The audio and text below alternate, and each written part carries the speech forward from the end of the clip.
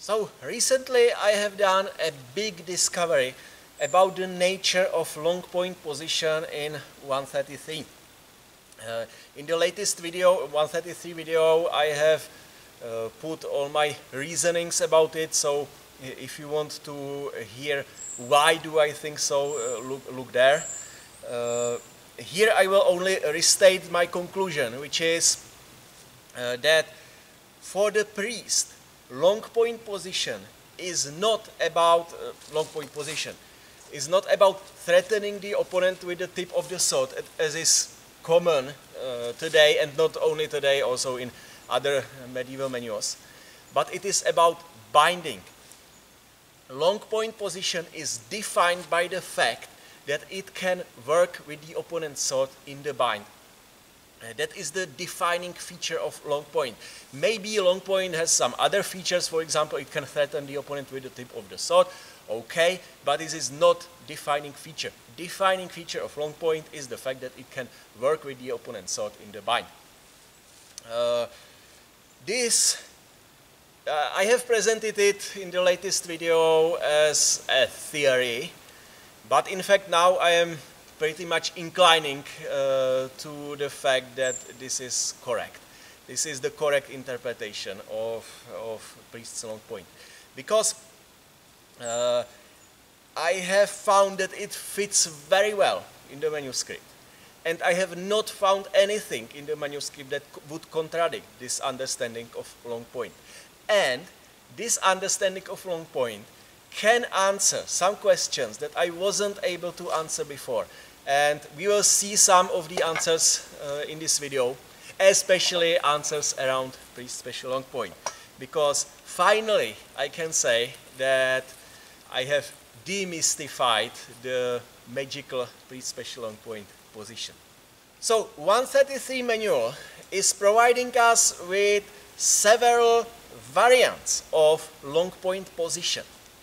And which is interesting, only one of them really points the tip of the sword at the opponent. The rest of them doesn't. So this was weird before, but it is not weird now, because now we know possibly that long point is about binding and not about threatening the opponent. So let's look at all these variants that we have. So the basic variant, basic flavor of long point is the normal long point that we see in the overview of basic 7 guards in 133, so very early. And there we have long point that looks like this.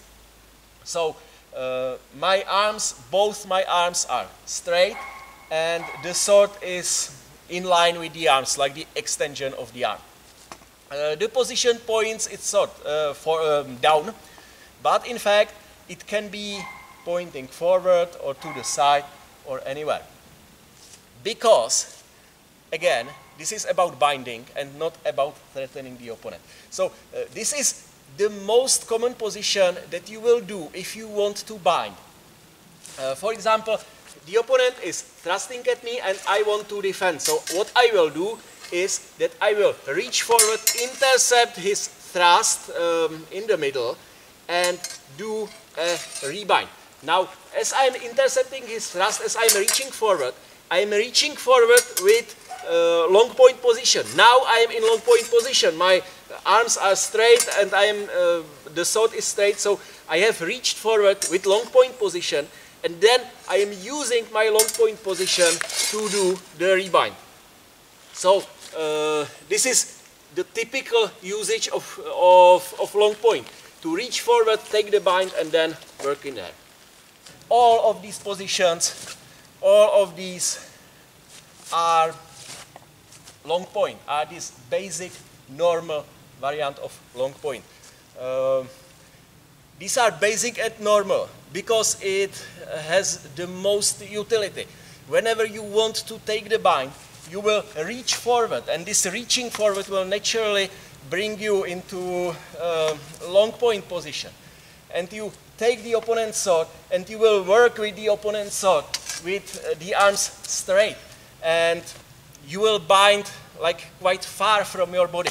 This is what you will do and all the action, mutatio gladi, all these actions, rebinds, are all happening inside this basic, common, normal type of long point. So that is why this is a normal long point, because this type of long point has the most utility. Another long point flavor is long point obsessio. Long point Langort is one of the few positions in 133 that can be sometimes a custodia, a position, and sometimes an obsessio, a siege, which means an offensive action. So we can use long point as an offensive action. And this is the variant of long point that is the closest to how we now understand long point. Because of course, if you want to attack the opponent with a long point position, it means that you are going to thrust at him. This was use of long point as an obsessio. So this is exactly what we expect from long point. We are threatening the opponent, we are pointing the sword at the opponent, and we are thrusting forward. So this is closest to the common understanding of long point. And of course the priest knows about this possibility too, even though he defines long point based on the fact that it binds. He of course knows that every thrust usually ends in long point, that you can thrust in long point, and he of course does it. So if we are looking for this kind of offensive long point, it is long point obsessio. That is the second variant, second flavor of the long point. Third variant of long point is high long point. This is a position that we see only in one play, in 133, and quite late in the menu. And even there, the text seems to suggest that this high long point is not a position that the priest would suggest you to do. I believe, or it seems to me, that the priest would prefer other types of dealing with situation. But he wants to teach us also this high long point, either because he thinks that there are some situations where it might come handy, or he knows that the opponent may do it and he wants the students to know about this possibility. Imagine a model situation. I am in prima custodia, the opponent is thrusting at me and I want to defend, so what I will do is that I will reach forward, take the bind and do a rebind. So this is the way how I will defend this kind of thrust. And this is using a common long point. I am switching into a common long point and using a common normal long point to do a rebind. If I was in tertia custodia, I can do the same thing. Again, I'm reaching forward to a classical long point and I am pushing forward, pushing down in the rebind in a classical long point. So this is the common way how to solve this situation. And notice that the binding action is happening far in front. I am taking the bind far from my body, in front of my shield. And I am working in the bind in front of my shield.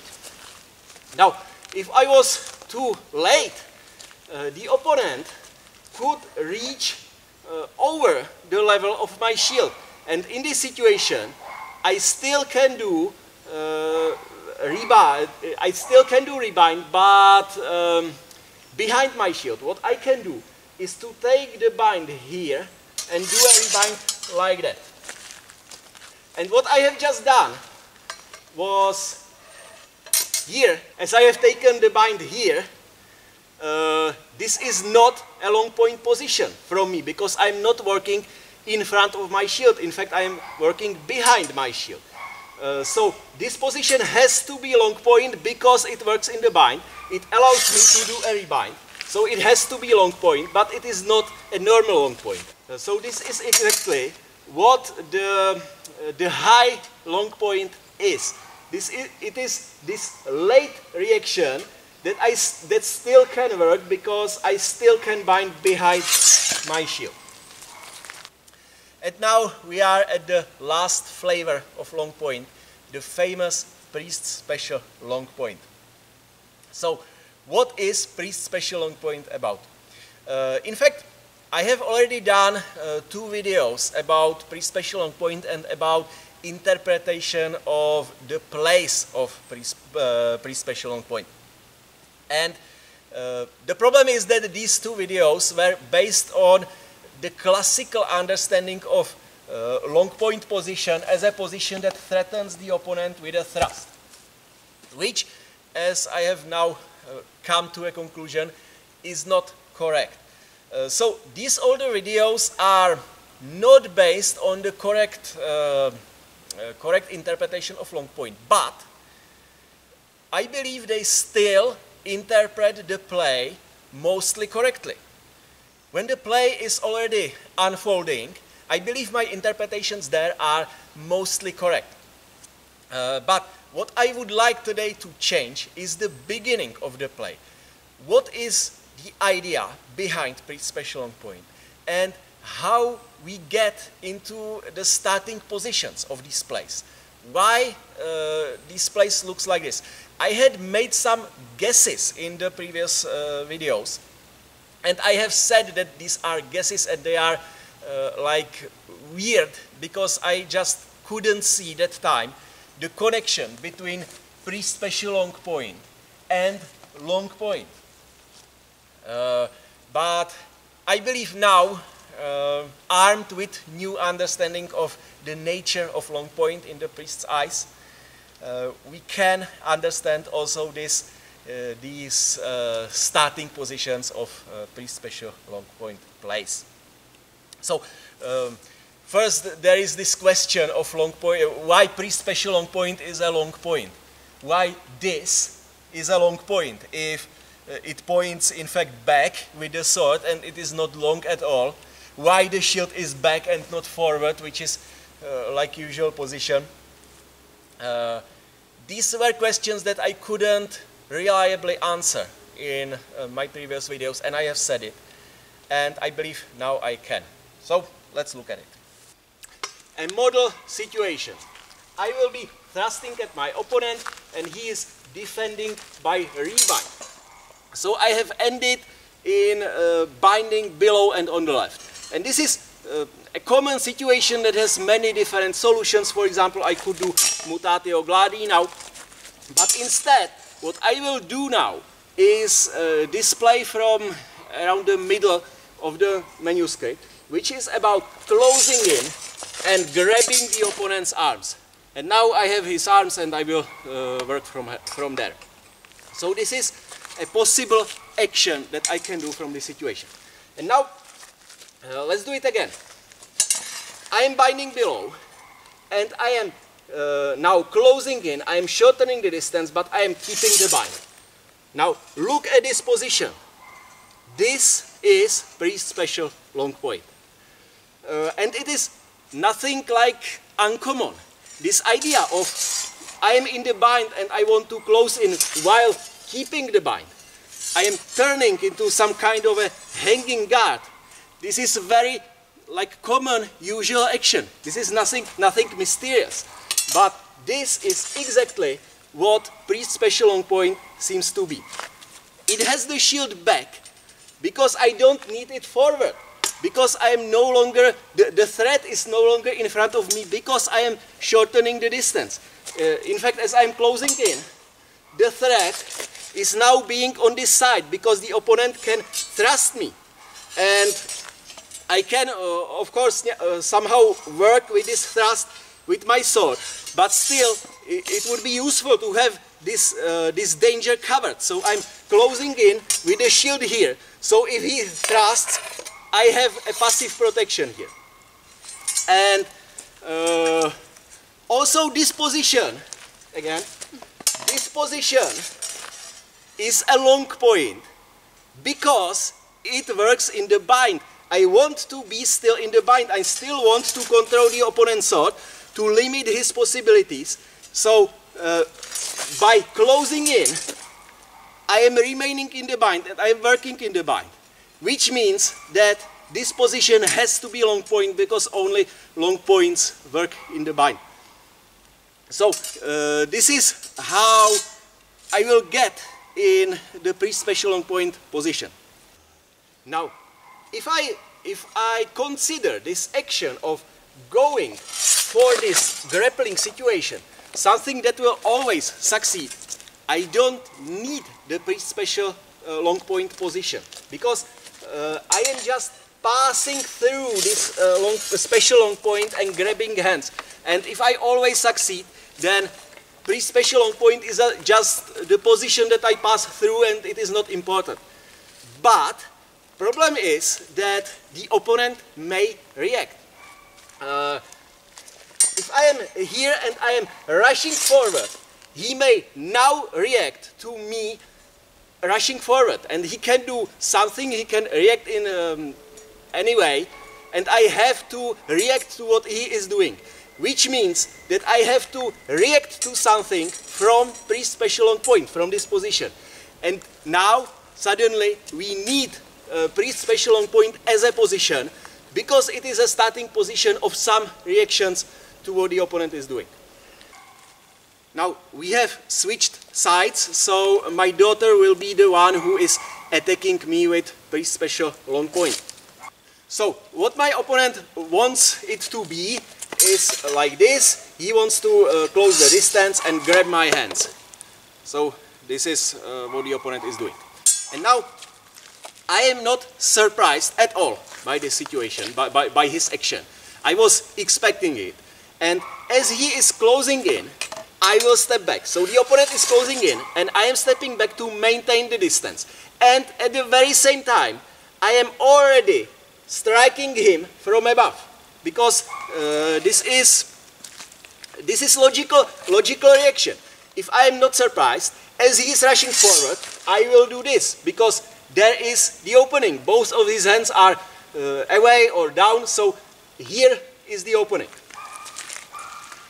And these are the plays from the beginning of, from the first place of pre-special long point. This is the situation when pre-special long point is being besieged by half shield. What I am doing here is exactly half shield. I am attacking half shield against my opponent, who is still going forward with pre-special long point.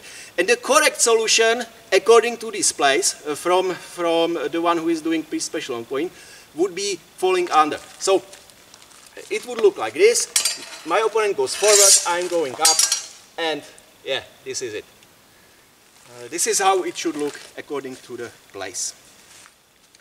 Now the second possibility is that I am kind of surprised by what the opponent is doing, but I am still conscious enough to back away and to keep my hands safe. These are the rest of the plays of pre-special long point. So we are in this situation. The opponent starts shortening the distance, and I was a bit slow at the beginning, but suddenly I am realizing what he is doing, and I am afraid that he is going for my hands. So what I am trying to do is to step back to regain the distance and somehow save my hands.